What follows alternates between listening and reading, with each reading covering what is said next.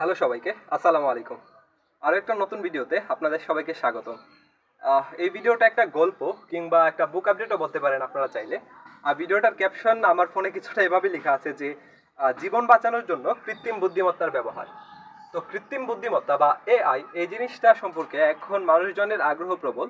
তো আমি নিজেও কিছু কিছু জিনিস শেখার চেষ্টা করছি এবং আমাদের সবারই উচিত যে কৃত্রিম বুদ্ধিমত্তা শেখা এবং কৃত্রিম বুদ্ধিমত্তা আমাদেরকে ব্যবহার করা শুরু করার আগেই আমরা নিজেরা কিভাবে কৃত্রিম বুদ্ধিমত্তাকে আমাদের নিজেদের কাজে ব্যবহার করতে পারি সেটা শেখা।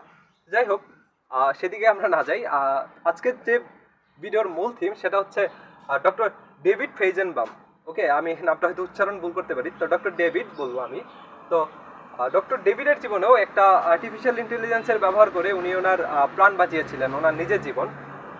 ঘটনাটা সেই 2010 সালের দিকে, আমার যতটুকু মনে আছে যে 2010 সালের দিকে উনি নেসেলম্যান ডিজিজ নামে একটা বিরল রোগে আক্রান্ত হন এবং তিনি জানতে পারেন যে এই রোগের কোনো চিকিৎসা পৃথিবীতে এক্সিস্টিং নেই। তো উনি আসলে নিজে যেহেতু এই রোগটাতে আক্রান্ত, তিনি আসলে বুঝতে পারছিলেন যে উনি একজন ডক্টর হয়েও এই রোগটাতে এত কষ্ট পাচ্ছেন, সাধারণ মানুষ না জানি কত কষ্ট পাবে। তো এর জন্য উনি যেটা করলেন, উনি হচ্ছে এরকম একটা এআই মডেল বানালেন যেটা দিয়ে হচ্ছে উনি পুরো দুনিয়ায় থাকা এক্সিস্টিং ওষুধগুলোর ওপর পরীক্ষা নিরীক্ষা চালিয়ে ওনার জন্য সুইটেবল একটা ঔষধ উনি বেছে নিতে সক্ষম হলেন। তো সবশেষে ওনার প্রাণটা বেঁচে যায়।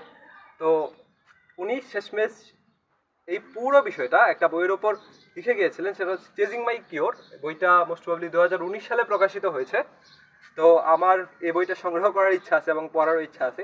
দেখা যাক লেখক বইটাতে ওনার বিষয়গুলো কিভাবে শেয়ার করেছে। তো বিষয়টা আমার কাছে ইন্টারেস্টিং মনে হলো, ভাবলাম যে একটা ভিডিওতে শেয়ার করে রাখি।